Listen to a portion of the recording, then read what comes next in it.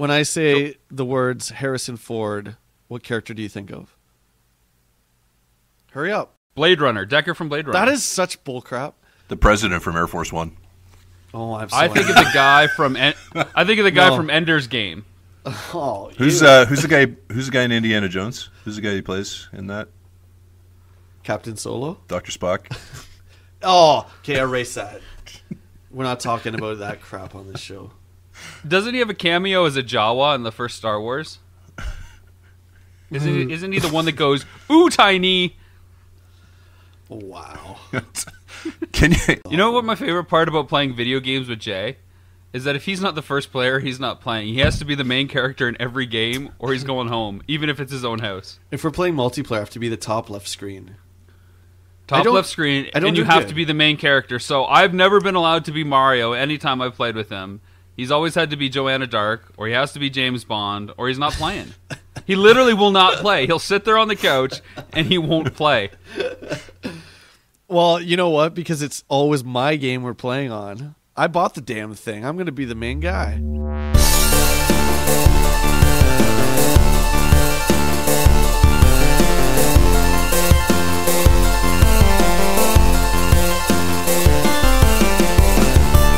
Welcome to another GamerCast. This week we're talking about competitive gamers, competition games, and everything that makes us basically throw controllers at the screen. I do have some stuff to talk about. Of course, we're going to be at Con Bravo this July in Hamilton, July 18th to 20th. We got a panel, which is pretty exciting. I've got even though we've talked about collecting karma, etiquette, and nightmares, Jay, I've got a whole bunch of questions to throw your way, fun scenarios that I've already worked out the answers ahead of time. So no matter what you say as an answer, I know how to counter it. Because that's what I do best. It's a big game of Stratego. I have a whole web diagram. It's just going to be me the whole time. You'll be like saying these things. I'll be like, oh, man. And I'll be just sitting there in silence thinking the answer. I'll be like, ha ha ha ha, but what about this? Roger Moore. Listen here, McFly. You go back to Briff Trannon and then we'll talk, all right? So we got that coming on. We got the CGE, which is cool. And hey, I actually probably should tell you that we're going to be showing a clip at CGE that's going to resonate like a behind-the-scenes featurette. So when we're at Con Bravo, we're going to be doing some quick little interviews with the whole cast and crew. When I say cast, I mean you, about what it was like to film, about what it was like to what it was like to film. And what about my stunt double? Is he going to be there? Remember those scenes? The treehouse climber. I can't climb that thing myself. I need a stunt double. Of course, you want to see us up here. Oh, stunt work. Oh, that was a grueling day. Anyway. It was so hard walking 10 feet in my backyard to get into a treehouse that may collapse at any given second. Oh, it was. It's hard getting you in there, I'll tell you that. But anyway. Winnie the Pooh. Took 3 takes and I finally got in. That's what she said. Okay, but we're going to be at CG with the behind-the-scenes featurette, which is kind of cool. Hopefully that'll pull off, and that'll be 20 minutes of that hour panel. I'm actually looking forward to CG. I have really no idea what to expect. I think we've seen some other collectors in the community go out there, and I can't wait. I'm so pumped. I'm so super excited. It's gonna be awesome. So I've got 2 things from fans here. I actually got an email from a guy who calls himself Russell Bland. Okay, Russell Bland. Yeah. He goes, "Oh, watch ya NES Club, dudes. What you doing? I just thought I would write into you guys, because I happened to stumble over your podcast. Wait, GamerCast, the other week, so I gave it a listen, and I had a right bloody good laugh. I have a Nintendo. Sorry if this letter seems a little brief/weird, but I am writing to you from the hospital waiting room. My missus is about to give birth to twins, and we are going to call them Nessa." We're about to give birth to twins, and we're going to call them Nessa and Ian. Nessa, obviously, because it's pretty close to NES or NES, and Ian, because I heard you talking about that guy that wrote into your show. Are you kidding? I gotta say, I found him hilarious and thought it was a bit tiny rude when one of you said he wasn't sincere. He sounds sincere to me. He sounds really sincere to me and genuine and funny. It was the combination of all the aspects of his flawless character that led me in the missus to call our boy or girl this kid Ian. That is awesome, man. Wow. I'm not done yet. Russell continues to talk here. Now, I don't know if you have such a thing as a #1 fan or anything. Oh, here we go. But in my eyes, I would say Ian is definitely it. I will stay tuned in to hope he writes into you again. Yours sincerely, Russell Bland, from that place over the water, the lovely England. P.S. Why don't you like Ian to do a couple-minute cameo here and there? Get him to do a couple minutes of a cameo, or, you know, put him in the extras of your movie after the credits or something. That would be pretty awesome. Thanks, bye. So I think Ian's fame is growing, or he's having a mental split. I think that's Ian's alter ego. That I give it some thought. I have to say it was a giveaway the second he said it was a bloody good time listening to the podcast. Nobody likes the podcast like Ian. Well, also nobody uses English slang quite like Ian does. Well, this is a guy from England, it says. His name is Russell Bland. Oh, that sounds totally legit. So the feud goes on. So we got Ian versus Steve still. Yeah. So we're gonna see how that plays they're out. They're vying in like a Mortal Kombat kind of scenario for our number one fandom. We'll see. If you think you're a number one fan, write in and tell us what you think and why you should be crowned number one. Rob, I just want you to remember that when one of these guys winds up dead in his living room, murdered by the hand of another, that you totally brought this on yourself. Well, let's be honest. Jay's going to be the one that's end up dead and murdered. He's the poster child. What? Wait, what? Everybody wants to be Jay, or they're not playing. I'm gonna be myself. I'm not in the movie. I'm going to dress up as you for Halloween. That'd be sweet. Let's continue. Moving so on. the other question is, hey guys, you seem to be pretty big fans of 80s action figures lines like G.I. Joe, Transformers, and He-Man / Masters of the Universe. What would make a great game in any of these toy lines, and who do you think should publish it if that matters? But what kind of game would you guys like to see around that? That's a fan question from me. From you? I'm posing that to you guys. Oh, did you write yourself to ask that question? I did. Wow. So Jay, I'm gonna assign you G.I. Joe. Glenn, I'm gonna give you Transformers, and I'll answer He-Man. I'm still trying to get around you asking yourself your own question. G.I. Joe, I would like something like Marvel vs. Capcom, but to have like the entire cast, and I'm talking 80s Joes, I don't know anything else besides that. The entire cast, I mean, like every obscure guy, I mean, Steeler, Flash, all the old schools. I think that would be friggin' awesome, man. I'd love to see a Joe game like Contra, where you can just pick a bunch of different guys, or at least different guys per mission and stuff like that. That would be really cool. But with like a Marvel vs. Capcom character select. Something like, something like maybe even Mass Effect with a huge open world, and you can get and interact with all the different vehicles and stuff too. Would be cool. So it'd be a fighter or an open world Joe game. Yeah, that's my vote. Glenn? I always thought a Transformers MMO would be really awesome. Good answer. Like massively multiplayer online game. You have the two factions already. You could have multiple planets because you could have Earth, but you could also have Cybertron. You could have other planets. You have like built-in enemies to grind on. You can just do kind of like generic Autobot or Decepticon soldiers, kind of like they did in Transformers Prime, where they had like the kind of foot soldiers for the Decepticons. And then you could have like boss fights or raids against, name characters and that kind of thing. Character customization, so you can choose what vehicle or what alt mode you want to have, color your character however you want. Like you would be G-Bot, right? That'd no, be your name? probably not G-Bot. G-Bot. But that'd be pretty awesome. I always thought that would be a really great idea.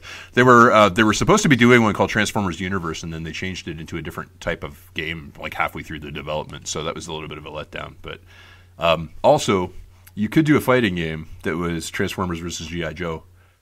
Yes. Hey, I don't think the Joes would stand much of a chance. You realize there's like 7 comic series about that, right? I do. But there's already a built-in comic basis for it. You could do it sort of like Marvel vs. Capcom 3, where you have mixed characters on both teams and you can swap between them and that kind of stuff. But that'd be pretty cool too. But really, are you going to see Storm Shadow beat up Optimus Prime? I don't. Yes. Think so. I don't think that's going to happen. I don't know. Anyway, Rob. I like both of those ideas. I mean, I'm going to probably go with the most obvious thing and say like He-Man, like as a Zelda-like title. Open world, action adventure. I think that would be fun. But would you want to be He-Man, or would you want to be just like the unknown hero, and He-Man's like like a quest giver. Would you like to be a generic master of the universe? Yeah. I would like to be He-Man. Or you're not playing. I would definitely like to be He-Man. I do think it would be kind of cool to do like an MMO style, like you're saying, and you're just kind of part of the Masters of the Universe, or you're part of the Evil Warriors. I think that could be fun. Yeah. But, you know, and then think of all the expansion packs, right? Like you could have the Horde expansion pack. You could have, you know, all the She-Ra stuff come in for any girls that want to play as well. So that definitely caters to both sexes for the He-Man stuff, which is really kind of cool. Yeah, good questions. I'll let myself know what you guys think. So on with the show. Like I said, it's about competitive games and competitive gaming and competitive gamers a little bit. We have a little bit of exposure to that thanks to the film and a lot of friends we got to meet. But I'll just throw it at you guys. You know, at what point do you guys remember that a sense of competition came into your video game experience? You know, what's the very first kind of memory you had where it's like, I'm competing in some fashion? Super Mario Brothers. When my friend Darren had his NES console, he was the first guy to have one, and in the world, in the entire world, he was number one in North America. No, out of us cool dudes, he was the first to get one, and just staying up all night and basically just seeing who could get the farthest. That's my first memory of competition. Wow. I don't know, because when we played NES stuff or even Atari stuff back in the day, I never really felt like we were competing against each other. It always felt like it was multiple people kind of working towards the same goal. So, and Asteroids, how do you do that? Well, we weren't playing stuff like that, honestly. Like it was more things like Jungle Hunt or Super Mario Brothers, where it was like, yeah, you had that, like somebody else could swap off after somebody else died, but it was kind of like, let's see how far you can get, and then we'll try and make it farther. But I wouldn't say there was ever really that sense of competition. I think my first awareness around video games actually being competitive was probably The Wizard, to be honest. Nice. The Savage whole for life. Super Mario 3 thing at the end of the movie.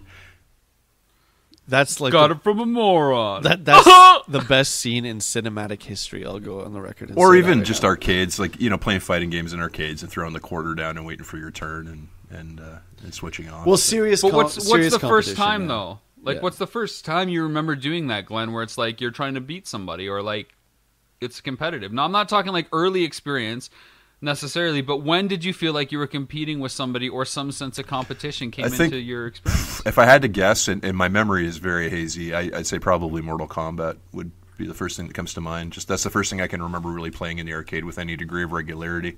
Direct competition, yeah, man. It would be Street Fighter, because you put your quarter in next to the guy, and if you lost, you had to get off the machine.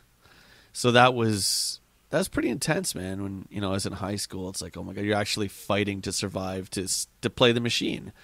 Because if you lost against the guy, you know, you're back of the line, and there was lineups for that game because it's fantastic.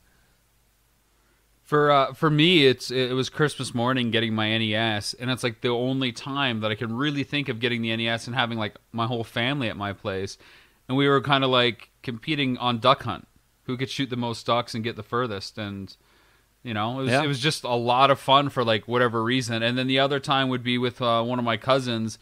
We were playing Tetris back and forth on the Game Boy, who could get the most lines and stuff like that. So those are like two early kind of memories for myself. That said, guys, you know, what's the title that you guys have been the most competitive on, or practice your skills the most for the pure sake of competition? Again, a little prep time would have helped. No, it's okay. Guys, you can take your time. I figured this out days in advance, weeks in advance. No matter what you've said, I've got it covered. Okay, let me think. Wrong. You're playing it wrong. I can't say I've never really tried to own my skills at a particular game to the point where I could compete competitively. But well done. Clearly, that was so much awesome. prep time. Redundancy. But I will say I never realized how competitive I can get playing video games until we got Mario Kart 8. And playing that with two other people in my house regularly. I am a horrible human being when I play Mario Kart, and I didn't realize that side of me existed. I knew you were that's horrible. definitely I'm letting Jay take that one. We definitely have Mario Kart a little bit further on the list, but that's fair enough to kind of say that you're practicing your skills and you really get into the spirit of it. Who doesn't, right? But Jay, I think you and I might be close on the same page. You probably really started getting good at Street Fighter, and it was Mortal Kombat for me. Yeah, Street Fighter. It was Fighter. an early game where I actually cared. Like I've said in another episode, when the home one came out, it was really a game changer because I could sit at home and practice Guile and Ken and the other guys I used to play as, and then go to the arcade. And I mean, it was a different port. It wasn't quite as good as the arcade, and the gamepad's not the same as the stick, but you still got to practice the moves.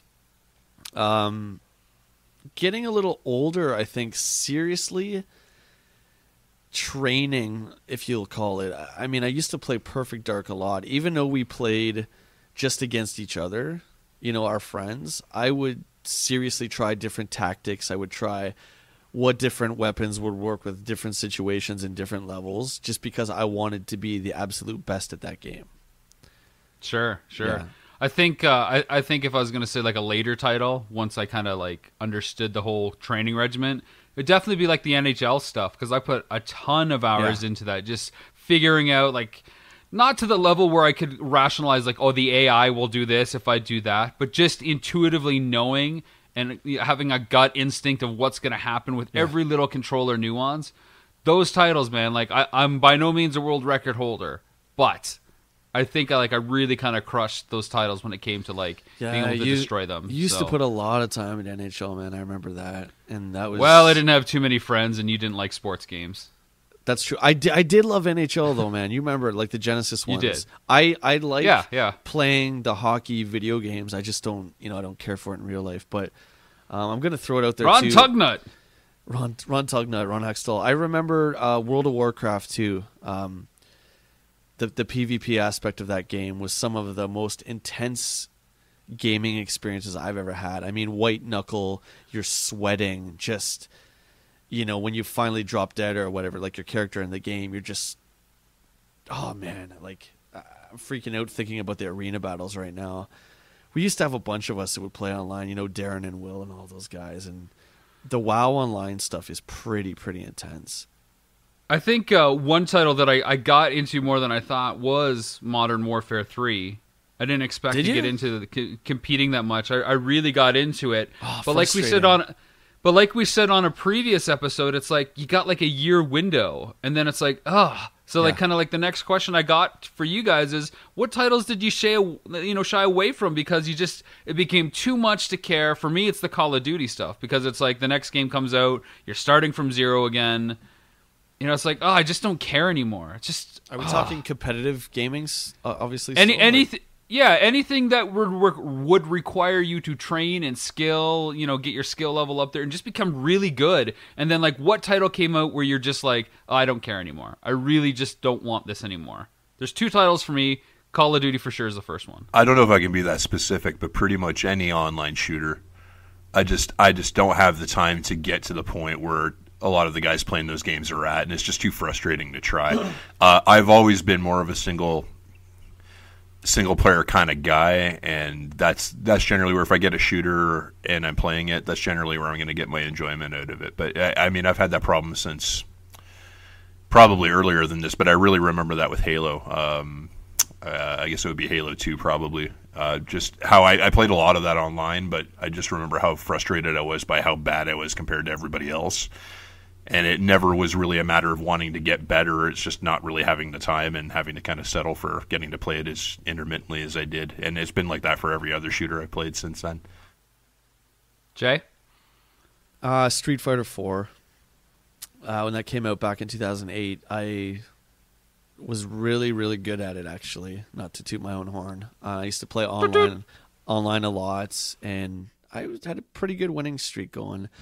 And then Super Street Fighter came out, a year or two later, and for some reason, I didn't want to go through all that again. Like, they changed a bunch of the mechanics in the game, added some new characters, and now there's two more versions. There's Super Street Fighter 4 Arcade, and now there's Ultra Street Fighter 4. And I tried to play Ultra the other day, and I just got my butt handed to me. Now that's, going from a game I used to be really good at it, and now I'm playing the newest version, and it's like I'm playing it for the first time. So I had to give up on Street Fighter. That's exactly how I felt about Mortal Kombat 2. Yeah. You know, again, not a competitive gamer, but I like learned all the moves for all the guys in Mortal Kombat 1 on Genesis, even though there's like less buttons than the, you know, SNES. And then Mortal Kombat 2 came out, and I was just like, oh, I gotta do that all again, and now there's all these new characters, and now there's like friendships, and it's like, oh, I just don't have it. Don't have it. For me, with the MK games, it was always the fatalities. I remember, you know, when it's like finish him and it's time to do your thing, you're frantically trying to put in the button combination, and when you don't, you feel like such a failure. You know what I mean? You're like, oh.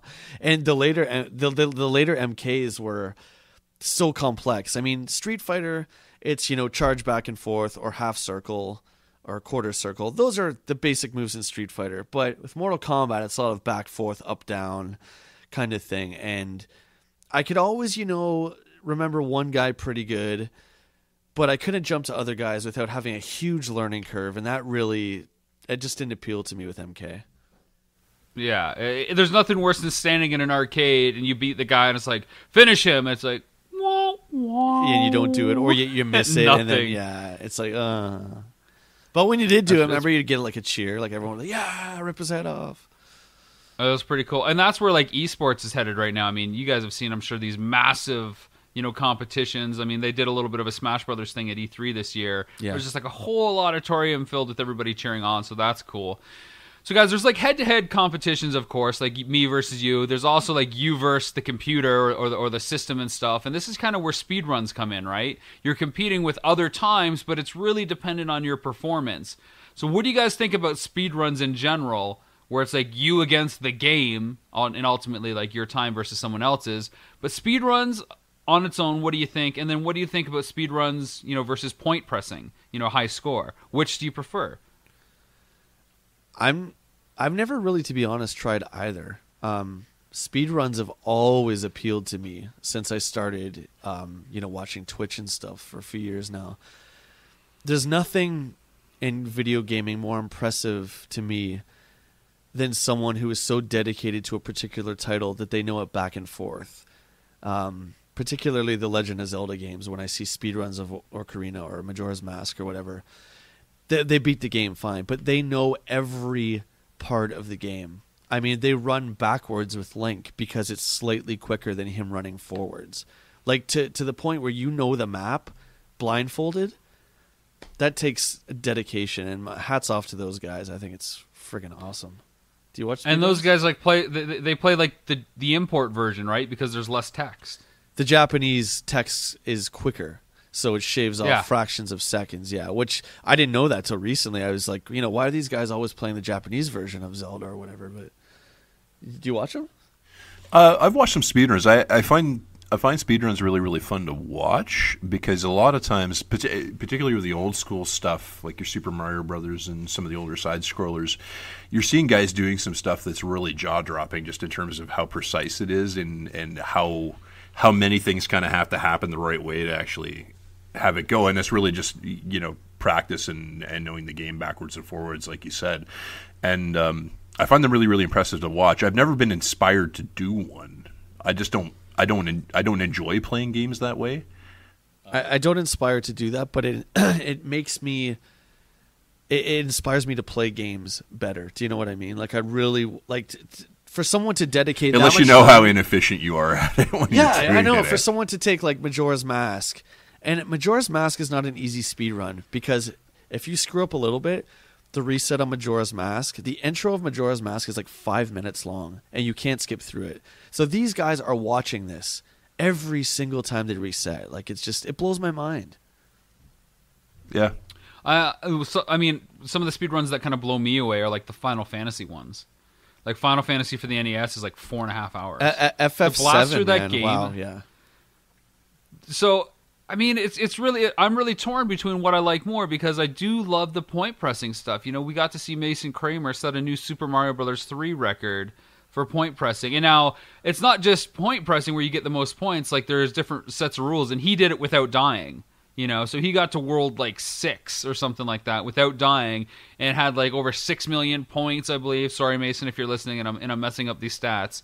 But it was just really phenomenal to see him string together all these different combos and just mining and mining and mining for these different, point opportunities because of the respawn of different enemies. And there are some games that you can take advantage of glitches, but he was playing it like in the spirit of true competition. And for me, that goes back to like, some of the stuff that we see in the King of Kong. Whereas a little bit of a speed run because you get through the kill screen at the end of Donkey Kong in order to get like kind of the world record for the most part, I think. So I don't know. Point pressing. What do you guys think? Again, I'll say it. I mean, guys like Mason, guys like John, John Pompa, they have something in them. It's just, I wish I had that. Like the dedication it takes to dissect a game like Super Mario Brothers 3 to the point where you're creating strategies on one board to get the maximum amount of points just blows me away. You're almost breaking the game down mathematically. Yeah. I just cannot make my brain work that way. No, my hat's off again. I said it already, but go ahead, sir. Yeah, I was just going to say it's really impressive because I know it's not something that I'm really capable of doing. I'm not capable of looking at a game that way or playing a game that way. But it's really impressive to see somebody, break a game down to that level and play it for either speed or for points, just because you're so innately aware of the mechanics and the systems behind the scenes that are making that game kind of work. And the friggin' love you have to have for such game. Like you're spending hundreds of hours on playing one it title. countless times. Yeah, you're resetting to get back to World 5-1 or whatever it is. Like that takes something that very, very few people in this world have. One of the things that I love that Mason's done for, I think, both of us, Jay, is give us diagrams on different levels of like his little strategy combo points, and to see it broken down like a schematic, like a blueprint, like you got to do this, this, and this, and then you start again, this, and this.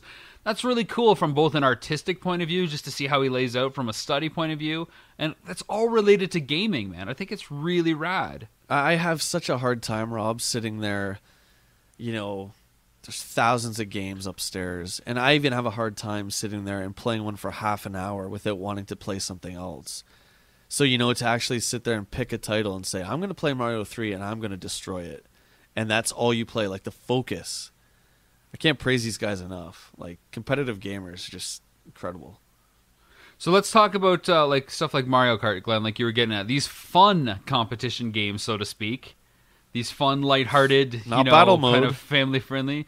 Yeah, so there's Mario Party, Mario Kart, Smash Brothers. I even threw like an NES ice hockey here, because you can have fun with that kind of game. What do you guys think about these? Are these considered competitor games or competitive games? Or are these just mainly kind of living room hangout stuff? Do they get competitive? I don't think something like Mario Party. I think Mario Party is meant for fun. I think when you I don't know. I'll disagree, man. Here in Las Vegas, there is this big group called Mario Party Wars. They play every week. Yeah, it's called Mario Party Wars. They're in their second year.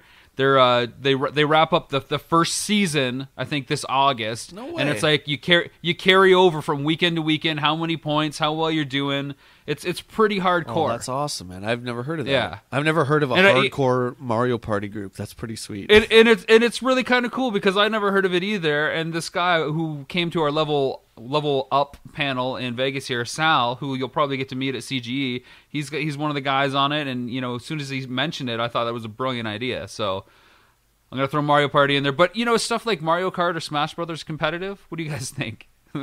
Well, I think if you watch D3, it's very clear there's a really huge competitive Smash Brothers community. Like there are a lot of people who play that game competitively.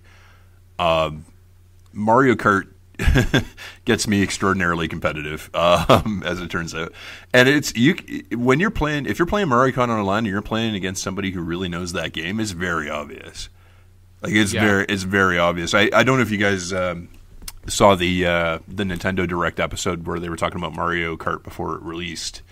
But they did an experiment where they were trying to settle whether or not karts were faster than bikes. And the answer is it depends on the course. But they had one of the developers doing runs through a couple of courses with the different vehicles. And they were like, well, won't you be running the course differently each time? And the answer is no, because the developers run those courses so often they can literally take the same path through the course and have the same time within, hundredths of a second. It's actually really incredible.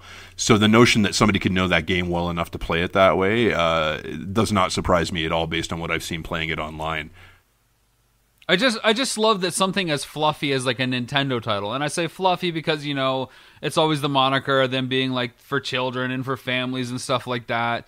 Then they come up with Mario Kart, and you see all the stuff online about the Luigi death stare, and the blue shell of death. You know what I mean? Like, no matter how frustrating Mario Kart can get, and oh my god, it can get frustrating. There was this awesome video online recently about Daisy just getting killed, going from first to last within 17 seconds and being like within visible distance of the finish line because of a blue shell, getting knocked off a bridge twice, that's annoying to getting me. hit with red shells. That's the one thing about Mario Kart I've never liked, is that you can literally, I get that's the game, but you can literally hold first the whole time, and then it's just everyone that drives by you just craps on you, and you just want to put the controller down. You're just like, okay, well, great, frustrating. I will say that the Wii U version, at least in my single player experience, has seemed to temper that a bit, so it is not so like harsh.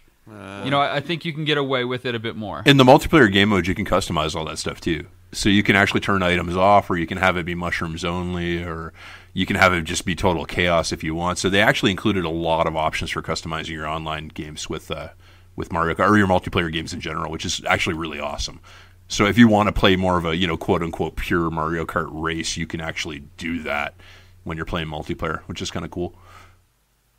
For you guys, like, what is the most, when I call them fun competition games, I mean stuff like this where you're playing multiplayer with your buddies in the same living room. What's your favorite one of all times? Is it something like Mario Kart? We'll just say the franchise. Is it Goldeneye? Is it Perfect Dark? Is it Smash Brothers? For me, it's Goldeneye. I mean, if I didn't have such great pals, of course, it wouldn't have been the same experience. But I mean, I can't believe how many man hours we put into that every single day. I would love to see if we put more into Mario Kart 64 or GoldenEye. Well, we would switch carts, right? It was like Mario Kart. Mario Kart was usually like the end of the night kind of thing, and then GoldenEye usually started it off. We'd get all mad at each other with GoldenEye, then switch to Mario Kart. But I think any game where you have buddies and you put guns in their hands, I think it's going to be a little more competition. You know what I mean? Like, there's something about shooting your buddy in fun, of course. There you go. There you go. Fox News just had the new headline of the day. Anytime you can shoot your buddy, it's a good time. And, of course, let's talk about some of the rules of GoldenEye we had. We used to have a rule that if you didn't have a gun, you would there was a trick where you hit R and the down C button, and your character would get on his knees. So that would be called mercy. And if you didn't have a gun and you didn't want to get shot in the face, you would stay on your knees. And that was to signify that, don't shoot me, I'm unarmed kind of thing. Do you remember that? Of course, yeah. Some people always didn't, follow those rules, but yeah. Oh, I'm sorry. My trigger finger slipped when I had the golden gun pointed at your forehead. And what about screen looking? What about that screen was looking, the worst. Yeah, it was, wasn't it, Rob? A little cheater. Jay, we talked about Mario Kart already, but I know your favorite racer of all time for the Nintendo 64 is Diddy Kong. Oh, God, no, it's not. No, it's not. Yes, it is. Oh, Diddy Kong Frustration Racing, yeah. I think I like the characters better in Diddy Kong, but oh, man, that game's hard. That game is hard. Wasn't there like an EGM, like April Fool's thing that said if you did something in Diddy Kong in a certain time that you unlocked something great? There was always that character. I think it was the stopwatch character that was supposed to be a playable character. I can't remember if he was or not. But the challenge to do it was so impossible. I mean, that's, again, if you're one of these guys like Mason that can actually grab a title and focus on it for a long period of time, you could do that. But I unfortunately can't do that. I admire those guys. It's awesome. There was the trick, remember, Robin, EGM, the April Fools, about the Bond. You remember that? Yeah. Oh my God. Was it it was the Aztec level on Super Agent or whatever it was. The Moonraker level, and you had to do it in like under a minute without taking a hit, and something crazy and unobtainable like that. And if you did so, you unlocked Roger Moore, Sean Connery, and Timothy Dalton, and was it Lazenby as well? I think it was the four Bonds, yeah. And you got to play as them. So, oh my God, did we try this? And it was just a joke. It was an April Fool's joke. Of course we tried it. And that actually brings me to my next thing is like strategy guides and hint magazines and stuff like that. Because obviously when you get good at a game, sometimes you need a little bit of help. Nowadays, you can go online and check out stuff like the speed runs and, little hints and how to get past levels. But what's your first experience of getting guides and just memorizing the whole thing to be better at a game? Like, what's the first conservative effort you made in that era? That idea. Guides. What was my first guide I purchased? Oh, wow. I want to say Final Fantasy VII. I have it all worked out already, so don't worry. Yeah. Is that the right answer? Final Fantasy VII? Wrong! It was either that or, again, it was Perfect Dark because I wanted to know absolutely everything about that game. I think you had some Mortal Kombat guides. Oh, the MK guides, yeah. I think you had some Street Fighter guides, some Mortal Kombat. And, of course, you had, like, Nintendo Power, which, like, I think one of the first ones was, like, Mario 2, and, it showed you that kind of how to do everything in Super Mario World. Yeah, the weird old school guides. Like See, I told you I had it worked out. The side scrollers. Well, yeah, I mean, I have no prep time here, right, buddy? So I tell you an answer. That's and how you it correct works. Me. Yeah, I'm the wizard behind the curtain. They would have Mario like 2-1 all completely like mapped out, which now seems pretty trivial, right? But back then it was awesome. It was like, oh wow, you can see the end of the world. Yeah, I just picked up a DuckTales 1 and 2 Nintendo Power that had like those awesome like panoramic stretched, looks at each stage, which is kind of fun. I really like it as an art kind of experiment, and there's a bunch of stuff online for Super Mario Brothers. Glenn, it looks like you're busy doing stuff, so I hate to kind of throw the question to you, but have you ever got strategy guides or hint magazines or anything like that? Oh, sure. My personal favorite guide, I don't know if I remember the first one, but I know my personal favorite was there was a time when if you subscribed to Nintendo Power, you got it as a freebie, but I think you could buy it too. But there was something called the NES Game Atlas, and it had the full maps and strategies for like, man, it was like at the time it was the entire like game, like every game of every series for like about 7 or 8 different big game series. It was like the first 3 or 4 Mega Man games and the first 3 Super Mario Brothers games, the first 2 Zelda games, all that stuff, and that thing was great. I remember that. Really, really handy tool. I used to be very, very good at Mega Man 2, and I don't know how much of it was based on strategizing that and how much of it was just repetition, because I played a lot of Mega Man 2, but that's the only game I was ever really super, super skilled at any point in my life, and it blows me away because I play it now, and God, that game's hard. But it's unforgiving. Do you guys remember the consumers distributing guidebooks? We actually had one at some point in the NES Club. I don't know if it's in the final cut, but a good buddy of our, Mike Sillers, gave it to us as Jay was picking up some games from him. You remember that, Jay? Yeah, I do. Those were sweet. I was just gonna go back and talk about like the Mega Man 2 guides. I always found the side-scrolling game guides so difficult to follow. Do you remember that? It was like you'd move 2 feet, then you'd have to pause and look at where you were, kind of thing. Well, this gets to kind of like my next question. Do we miss guides nowadays because they're a lot fewer than they used to be? There was a point where there'd be a guide for every game that came out, and then like the internet exploded with people uploading stuff. So what's the difference between a guide and just checking out a video online, and what do you prefer? I personally have always preferred to have the book in my lap kind of thing. Yeah, like the computer's cool, and I love like YouTube videos and strategies like that. Those are helpful. But I always like playing the newest RPGs and having the guide kind of beside me. I think Fallout New Vegas was the last RPG I used a guide for. Not to take me from point A to point B, but kind of like if I'm in a town, just kind of to find all the little nooks and crannies, I just really love guides because it feels like another extension of the game. It's like, here's that whole world here, right? You get to see the artwork. It just feels like it's another part of the experience. I was going to say very much the same thing. I'm a big fan of strategy guides, but for me, it's like, For me, it's like you go to a concert and you buy a T-shirt, or you go to a baseball game and you buy a program. Like for me, it's always just been another way to kind of enjoy that game I'm really, really, really into. Yeah, and that kind of comes back to when we were talking about special editions and collector's editions and that kind of thing. To me, it's just one more thing I can use to kind of help be enthusiastic about that game or enjoy that game in a different way.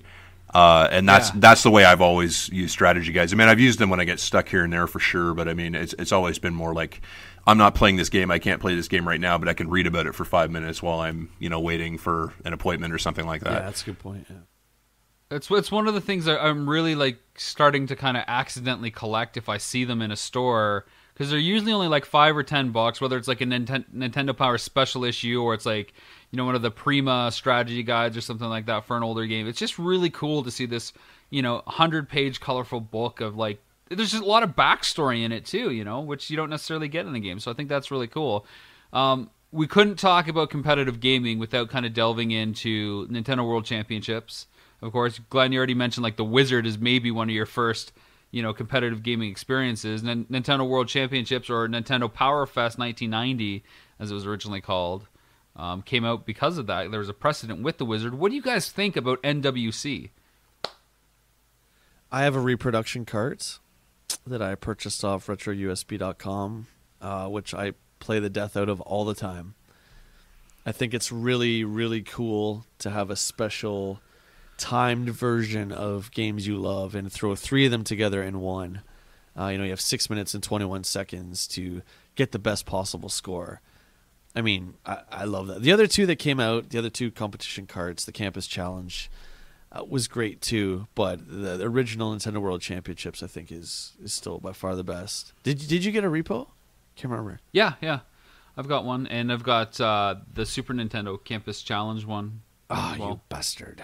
I want that one. Yeah, it's sealed though right now. I'm waiting for them to do another one, so I can get it like on the cheap. Well, I mean, Glenn, what do you think about that, man? Or I don't know, Jay. What do you think? Jay, go ahead. I was just gonna say, even. Obviously, the gold and the gray NWCs are worth a fortune and are holy grails amongst us collectors. But even the reproduction cart is up there, because Retro USB does something really cool where they only release it for a short period of time. So it's not always available. And they rotate their games, right? So it's, the Donkey Kong competition cart is up, and then the NWC is up for a few months. And they switch it around. It's really awesome. So my point to all that is, even the reproduction of Nintendo World Championships is worth quite a bit now.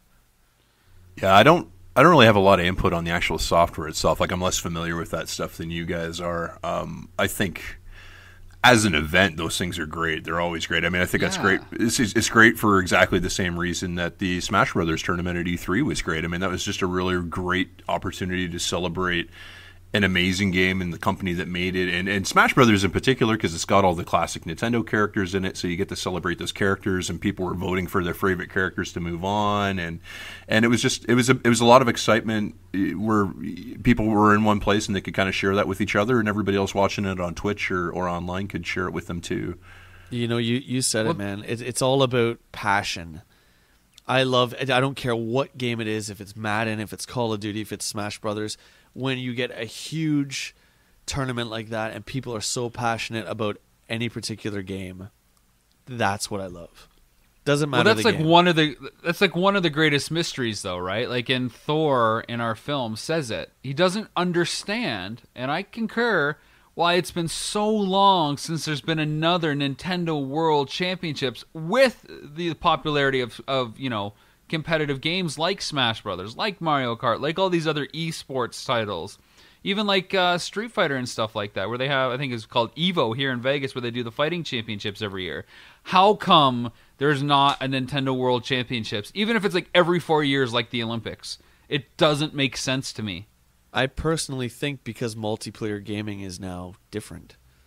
You're not. Yeah, but there's still these competitions for other games. They still have these events. But most of the stuff now, I mean, Call of Duty, for instance, let's take that. To play multiplayer, you have to do it online. You're not playing next to somebody. Do you know what I mean? So I think we've lost that. I understand what you're saying, but these guys are still getting together in person for these big events. I mean, they rent out convention halls here to do it. You know, so even if it's not the old NES titles, why couldn't this be done on, like, you know, the Wii U titles? You know, why can't they do this? Why aren't they doing this? Competitive gaming is huge. There are colleges giving scholarships for this stuff now. Yeah. The U.S. government is giving visas for League of Legends. You know? That's amazing. It's huge. It's mainstream. There's, like, monetary value behind this. To build a good portion of your life around one game that you completely love so much. I wish I had that kind of dedication to one game. Do you know what I mean? Like, how do you even pick? How do you even pick a game? That's my next question for you guys. Yeah. What world record would you want if you could have one? Oh, and would it be a point pressing thing? Would it be a speed run? You know? You knew it was coming. I know. I said, "Oh man," that's what I was looking at, Glenn. Yeah. and again, I've thought about this way ahead of time, so I've got the answers, and you're wrong. If I could be good at any game, it would be my favorite game. It would be Perfect Dark. I would want to do a speed run on that game, because I think you would have to pick your favorite game. You just have to. Do you know what I mean? It would be well. I think there's favorite games and games that you can get the records on. I think there's a difference. You could do a speed run in any game though, and absolutely any game. And I think that's the kind of thing I admire the most is the speed run, because it's that flawless execution of going from the beginning to the ending, where even the littlest hiccup can cost you the world record. But aren't you worried that you might hate Perfect Dark after going for like the speed run on it? So you might not want to pick your favorite game? No. I think if I had that certain something in me to make me want to do that, you know, it would just be... Stop turning it around on me and confusing me. Glenn, what world record would you like on in which game? And if you say Metroid Prime, there's gonna be fisticuffs. Yeah, don't like your favorite game, Glenn. You're not allowed to. Don't do it.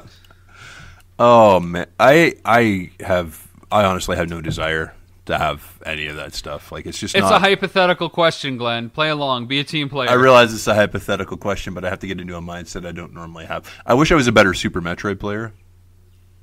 Like I wish I was more efficient at playing that game as much as I love it. So I don't know that I necessarily want to be capable of getting a world record for a speed run on it or anything, but I feel like I could be a much more efficient Metroid player when I'm playing Super Metroid. I could see myself, to answer your Perfect Dark question, I could see myself going through a number of different TVs and controllers because I would get so angry. As you know, when you put the difficulty settings up in Perfect Dark, it's really unfair. So I can see myself getting pretty PO'd. What would you pick? Let me guess. Hang on. Is it DuckTales? You know what? Yeah. Is that what you pick? No, I would probably go for an NHL 94 or 96. Okay, like most goals. Okay, so I guess I can't say speed run. So you do a point press, or how would you? It would be like most record on that. How would you do that? It'd be like most goals per game at a difficulty level with different teams. Crazy, huh? That's probably what I do. I mean, DuckTales, yeah, because it's like super short, so I think it'd be a little bit easier. And same with like Rescue Rangers; those games are like really short. But honestly, I think to keep my attention span, it would be probably like an NHL 94 or 96 easily, Genesis style. I mean, I think we'd all of us here would say, we'd want a point press or a speed run record on Zelda or Mario, of course. I mean, those are the titles to do it on. But not me. But I mean, I think you would have to do like something you're completely and utterly super passionate about, You definitely got to have an existing love. I do worry about trying to go for a record on something like DuckTales because then I don't think I would love it because I'd be so fed up with it. That's the only reason I threw the Perfect Dark thing at you. I'd hate for you to hate a game, because you want to love it so much. It's like Bill Mitchell says, there's that difference between people. Some people, they just have it in them, and if they have it, you can hone it. If you don't have it in you, you're not going to have it in you. I truly believe that. I really do. That pretty much wraps up everything I got. I guess I'll throw one little thing out there about the film. We're getting to the point, like I said, we're talking with distributors now, and it's quite possible there could be a title change for the film. Yeah. There are a few different options out there, but it is possible. It's a marketing thing, and when you bring on a distributor, you're bringing on a partner who has an equity stake, and it's all about advertising and stuff. So, that's a bridge we're gonna have to cross. So I kind of leave you guys with the mystery of what the new title could be, and going forward. So again, thank you. I am Rob McCallum, joined once again by Glenn Stanway, our producer. Bye, everybody. We'll talk to you again soon. And I'm gonna give Jay Bartlett a shot this time to really sell me on an outro. Oh, go for it, Jay. Yeah! Is that better? No. That was my best Gene Simmons impression. So. I love you guys. Bye bye.